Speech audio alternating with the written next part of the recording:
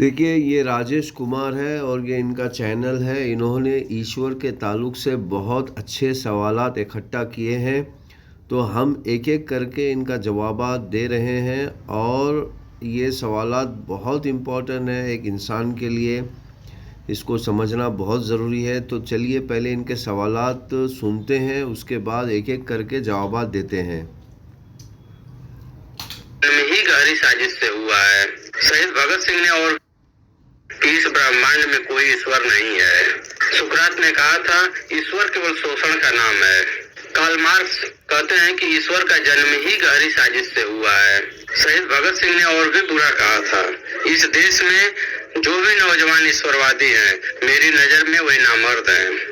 वैज्ञानिक Stephen Hawking ने कहा था कि इस पूरे विश्व में अगर कोई यह साबित कर दे कि ईश्वर है तो उसे मैं अपना सर्वस्व दे दूंगा। रजनीश ओशो कहते हैं कि ऐसा कोई ईश्वर नहीं है जो इस पूरे ब्रह्मांड को संचालित करता है। अगर यही बात मैं कह दूं कि ईश्वर नहीं है तो मिर्ची लग जाती है। क्यों भाई? तथागत गौतम बुद्ध ने देखिए, आपने इनके सवालात सुने। अब हम एक-एक इस ब्रह्मांड में कोई ईश्वर नहीं है। पहले एक-एक सवाल के ऊपर जवाब देते हैं। तो देखिए, पहला सवाल क्या था? इस ब्रह्मांड में कोई ईश्वर नहीं है। देखिए, इन्होंने कहा कि इस ब्रह्मांड में कोई ईश्वर नहीं है। तो अगर आप Bhagavad Gita, Veda, Puranas, Upanishad, Bible, New Testament, Old Testament, कुरान और हदीस पढ़ेंगे तो वो भी यही कहते हैं कि इस ब्रह्मांड में कोई ईश्वर नहीं है। ईश्वर ब्रह्मांड में है ही नहीं। ईश्वर खुद कहता है कि मैं ब्रह्मांड में हूँ ही नहीं। जब ईश्वर खुद कहता है कि मैं ब्रह्मांड में नहीं हूँ, तो फिर अब यहाँ पर ये लोग जो कहते हैं कि ईश्वर ब्रह्मांड में नहीं है, तो ये बिल्कुल सही है, अपनी जगह दुरुस्त है ये बात कि ईश्वर ब्रह्मांड में तो है ही नहीं है। ईश्वर का अस्तित्व इस ब्रह्मांड में नहीं है, ईश्वर कोई और जगह पर है। तो इन्होंने जो रिसर्च किया, उस रिसर्च में इन्होंने पाया कि ईश्वर ब्रह्मांड में नहीं है। तो ये बात अपनी जगह दुरुस्त है। कुरान, हदीस, खुलफा, इमाम, सहाबा, किसी ने नहीं कहा कि इस ब्रह्मांड में ईश्वर है। भगवत गीता, वेदा, पुराणास, हाँ, जो झूठे लोगों ने जो कहा है कि ईश्वर ब्रह्मांड में है, तो ये उनकी वाणी है, ये मजहबी किताबों की वाणी नहीं है, ईश्वरी किताबों की वाणी नहीं है। तो चलिए आइए सेकंड सवाल के तरफ चलते हैं। सुकरात ने कहा था ईश्वर केवल शोषण का नाम है। देखिए, सुकरात ने कहा था कि ईश्वर सिर्फ शोषण का नाम है, यानी कि शोषण कहते हैं एक्सप्लॉयटेशन को। तो ये कह रहे हैं कि उन्होंने कहा कि ईश्वर का नाम लेके लोग एक्सप्लॉयटेशन करते हैं। तो ये भी बात अपनी जगह दुरुस्त है कि लोग ईश्वर का नाम लेकर, ईश्वर के नाम पे झूठ बोलकर आम इंसान को बहकाते हैं। देखिए, जब आम इंसान को ईश्वर के नाम पे बहकाते हैं, तो यह बहकाने वाले की गलती है या बहकने वाले की गलती है? क्योंकि जो बहकाने वाला है वो तो जानबूझकर झूठ बोल ही रहा है, लेकिन बहकने वाले को भी चाहिए, उसको भी अपना रिसर्च करना चाहिए कि भाई ये जो कह रहा है मजहबी किताबों में ये क्या लिखा हुआ है या नहीं है। तो यहाँ पर जो लोग अंधविश्वासी हैं, जो पहले से ही बहके हुए हैं, तो उनको अगर कोई बहका रहा है तो वो बहकने वाले की गलती कहाँ से हुई? बहकाने वाले की। यहाँ पर बहकने वाले की भी गलती है, उसको भी चाहिए कि वो रिसर्च करे। तो वो बिल्कुल सही कह रहे हैं कि वो अपनी जगह दुरुस्त कह रहे हैं कि ईश्वर के नाम पे शोषण होता है। और यही चीज़ कुरान कहती है, यही चीज़ हदीस कहती है, यही चीज़ खुलफा कहते हैं, यही चीज़ जो है भगवत गीता, वेदा, पुराणास कहते हैं कि ईश्वर के नाम पे शोषण हो रहा है। तो चलिए नेक्स्ट सवाल की तरफ जाते हैं। कार्ल मार्क्स कहते हैं कि ईश्वर का जन्म ही गहरी साजिश से हुआ है। देखिए, कार्ल मार्क्स कहते हैं कि ईश्वर का जन्म लोगों ने किया है। देखो, बिल्कुल हकीकत है। जब ईश्वर इस ब्रह्मांड में, इस यूनिवर्स में ही नहीं है, जो लोग ये कहते हैं कि ईश्वर इस यूनिवर्स में है, तो वो लोगों ने अपनी अपनी ईश्वर के बारे में वो अपनी बात मतलब अपनी बनाकर लोगों को पेश कर रहे हैं। वो लोग अपनी किस्से कहानियाँ, जैसे कि आपने कुरान में देखा होगा कि अल्लाह ताला कहते हैं कि लोग जो है अल्लाह के बारे में अपनी ज़बान से कुछ भी कहे जा रहे हैं। तो ये बिल्कुल हकीकत है। लोगों ने क्रिएट किया है, गॉड के नाम पर एक समाज क्रिएट किया हुआ है। गॉड के नाम पे एक लोगों को उल्लू बनाने का, लोगों को गुलाम बनाने का एक प्रक्रिया, एक मैन्युफैक्चरिंग सिस्टम, एक मैन्युफैक्चरिंग प्रोसेस क्रिएट किया हुआ है। तो भैया ये वो लोगों की गलती है, यहाँ पे ईश्वर की कहाँ गलती है? ईश्वर की जो मजहबी किताबें हैं उसकी कहाँ गलती है? तो चलिए नेक्स्ट सवाल की तरफ जाते हैं। शहीद भगत सिंह ने और भी बुरा कहा था, इस देश में जो भी नौजवान ईश्वरवादी हैं, मेरी नजर में वही नामर्द हैं। देखिए, उन्होंने सैयद भगत सिंह ने बिल्कुल सही कहा था, क्योंकि ईश्वरवादी अपने आप को बताकर जुल्म सहने का सिस्टम लोगों ने ईजाद किया था।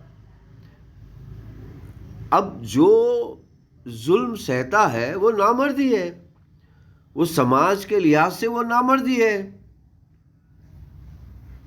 क्योंकि ईश्वर जो है जुल्म के खिलाफ लड़ने की तालीम देता है। ईश्वर कहते हैं कि जुल्म न करना है न सहना है, दोनों के बराबर जालिम है।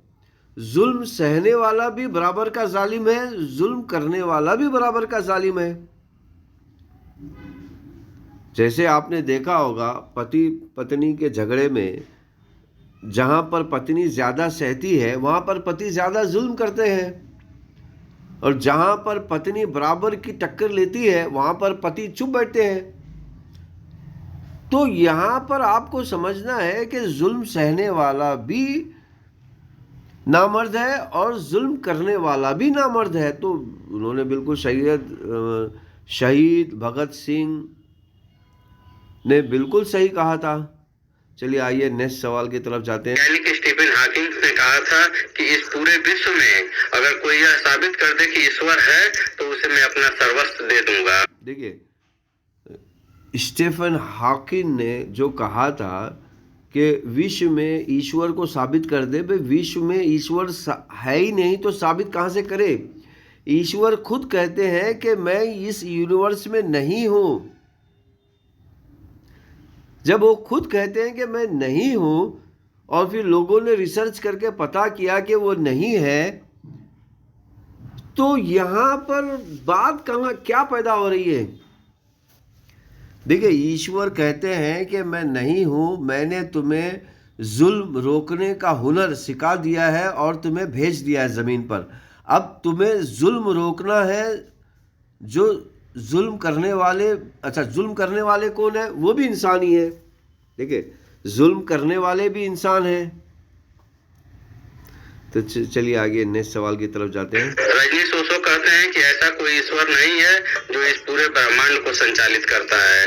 अगर यही बात मैं कह दूं कि रजनीश कहते हैं कि कोई ईश्वर नहीं है, कोई ब्रह्मांड को संचालित करते हैं, तो ये अपनी जगह वो दुरुस्त कहते हैं, क्योंकि ईश्वर ने इस ब्रह्मांड को एक प्रक्रिया से बना दिया है।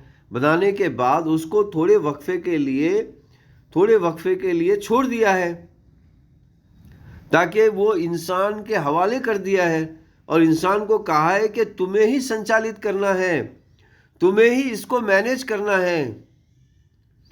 कुरान भरी पड़ी हुई है इस डायलॉग से, बाइबल भरा पड़ा हुआ है, भगवत गीता वेदा भरा पड़ा हुआ है। तो यहाँ पर देखिए मेरे भाइयों, प्यारे भाइयों और बहनों, जो पिछले जितने भी सवालात थे उसमें ईश्वर ने खुद कहा है, और इन्होंने जो रिसर्च किया है वो अपनी जगह दुरुस्त है। तो आगे बढ़ते हैं। ईश्वर नहीं है तो मिर्ची लग जाती है। देखिए, ईश्वर नहीं है के दो सेंटेंस है, इस एक सेंटेंस में दो सेंटेंस है। ईश्वर इस ब्रह्मांड में नहीं है, ये भी एक सेंटेंस है। ईश्वर इस ब्रह्मांड के बाहर है, ये भी एक सेंटेंस है। ईश्वर है लेकिन इस ब्रह्मांड में नहीं है, ये भी एक सेंटेंस है। तो मेरे प्यारे भाइयों और बहनों और दोस्तों, ईश्वर इस ब्रह्मांड में नहीं है, इस ब्रह्मांड के बाहर है। उसने इंसानों को अपनी जिम्मेदारी देकर भेजी है कि भैया तुम्हें इसके मैनेज करना है, इस ब्रह्मांड को मैनेज करना है। तो अब मैनेज करने की बजाय इंसान ही डिस्ट्रक्ट कर रहे हैं, इंसान ही इस ब्रह्मांड को बर्बाद कर रहे हैं। जब इंसान ही इस ब्रह्मांड को बर्बाद कर रहे हैं और फिर ईश्वर का नाम ले रहे हैं, तो यहाँ पर ईश्वर की गलती है या फिर वो उन इंसानों की गलती है जिन्होंने ईश्वर के नाम से नुकसान करना शुरू कर दिया है? तो भैया ये मेरे जवाबात थे। अगर फिर भी आपके पास कोई सवाल है इसके अलावा, बिल्कुल हमें कीजिए, हम आपका जवाब तसल्लीबख्श देंगे।